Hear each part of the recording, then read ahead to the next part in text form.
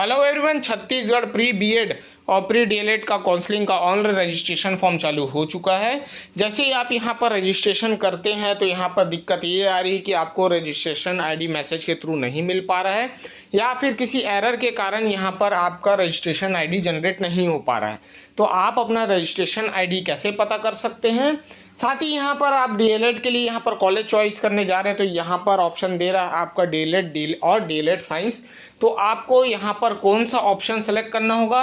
अगर आप साइंस के फील्ड में नहीं है तो अब उसके बाद यहाँ पर आप बीएड का फॉर्म यहाँ पर भरने जा रहे हैं तो यहाँ पर आपको कॉलेज डिटेल सेंटर करना होगा।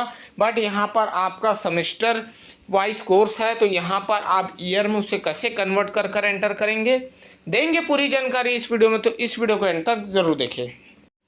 चलिए तो हम आ जाते हैं उनके वेबसाइट पे।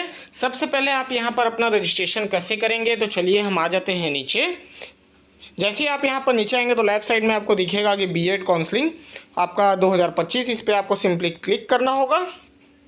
उसके बाद यहाँ पर देखेंगे बीएड ऑनलाइन काउंसलिंग का हेतु लिंक यहाँ पर दिया गया, इसमें आपको क्लिक करना होगा। जैसे ही आप यहाँ पर क्लिक करेंगे तो यहाँ पर देखेंगे कि आपको बीएड डीएलएड यहाँ पर ऑप्शन दे रहा है, जहाँ पर एक्शन में जाकर जिसको भी आप बीएड भरना चाहते हैं चाहे डीएलएड का फॉर्म भरना चाहते हैं तो यहाँ पर एक्शन में जाकर क्लिक टू अप्लाई पे आपको यहाँ पर क्लिक करना होगा ताकि आप यहाँ पर रजिस्ट्रेशन कर सकें।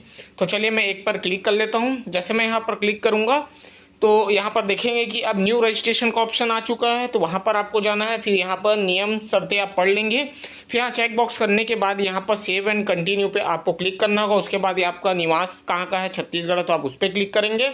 उसके बाद यहाँ पर आपका मोबाइल नंबर एंटर करना होगा और सेंड ओटीपी करना होगा ताकि आपको मैसेज मिल सके। तो उसके बाद यहाँ पर मैसेज एंटर करने के बाद आप सिंपली वेरीफाई ओटीपी यहाँ पर करना है। तो देखेंगे वेरीफाई हो चुका है।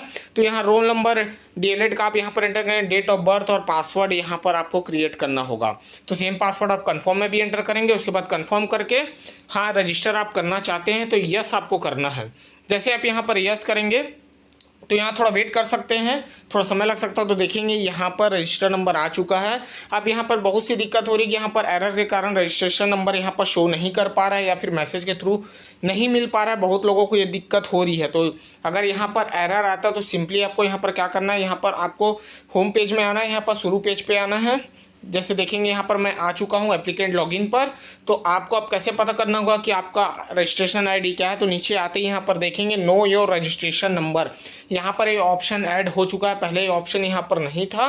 अब दिक्कत देखते ही यहाँ पर नो योर रजिस्ट्रेशन का ऑप्शन आ चुका। तो यहाँ पर जैसे क्लिक करेंगे तो अब यहाँ पर व्यापम का रोल नंबर बोला जा रहा है। जो आपके पास पिछला जो आपने फॉर्म्स प्रिंट किया था, व्यापम से आपने फॉर्म डाला था बीएड और डीएलएड के लिए, तो वही फॉर्म में आपको व्यापम का रोल नंबर वहाँ पर मिल जाएगा।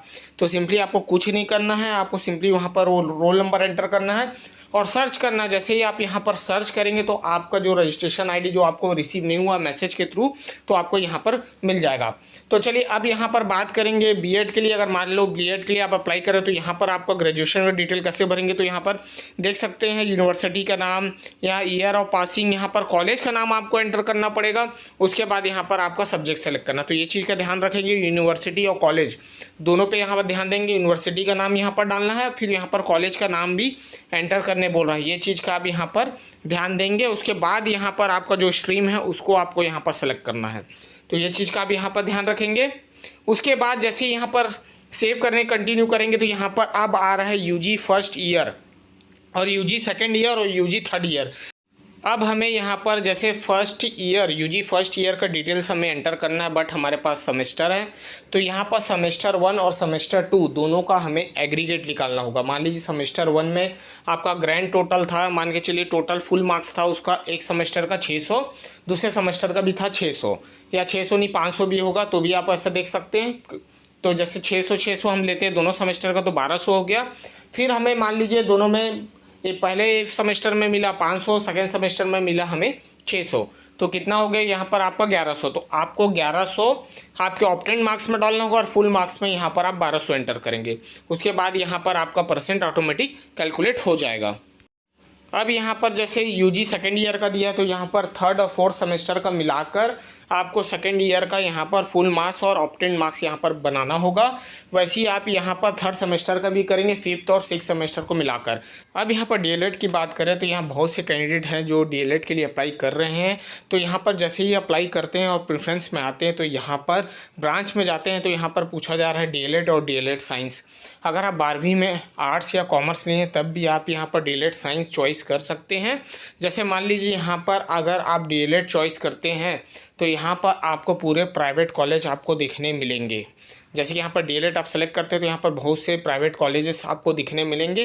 तो यहाँ सिर्फ आप डीएलएड चॉइस कर यहाँ पर प्राइवेट कॉलेज सेलेक्ट कर पाएंगे। अगर आप डीएलएड साइंस यहाँ पर चॉइस करते हैं तो यहाँ पर डीएलएड साइंस पर आपको पूरे गवर्नमेंट कॉलेज यहाँ पर आपको देखने मिलेगा। तो आप 1 बाय 1 इसे चॉइस कर सकते हैं।